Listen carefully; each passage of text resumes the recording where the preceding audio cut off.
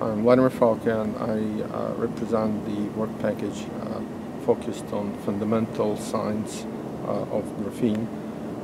This work package addresses the forward look of the flagship into the extremes that can be achieved using graphene as electronic material, and also looking around the broad spectrum of other materials which exist as two-dimensional crystals in the form of atomically thin layers, and into creation of materials by intelligent design, combining graphene with those other two-dimensional crystals into superstructures with tailored electronic and optical properties.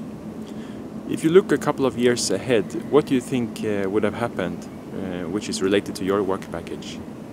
Well, what we aim at is, first of all, to find how to control properties of nanostructures created using graphene with atomic precision.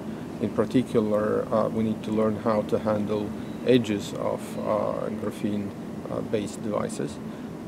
And we also expect a big expansion of the family of two-dimensional materials that have a broad spectrum of electronic properties, a broad spectrum of functionalities, so that they can be used to create new materials with prescribed uses, with desirable uses in optoelectronics.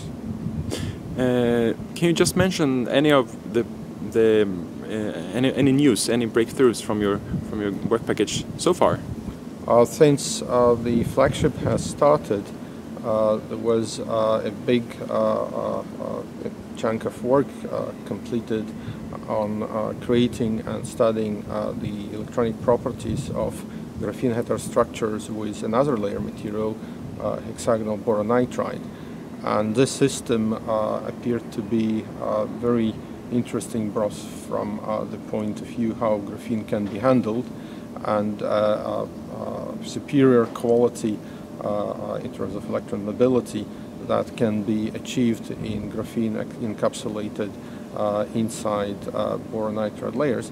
But even most importantly, new properties, new modified electronic properties of graphene have been discovered in heterostructures where graphene layers were crystallographically aligned with underlying hexagonal boron nitride substrate. And this is actually a big area where the fundamental and applied research is now heading.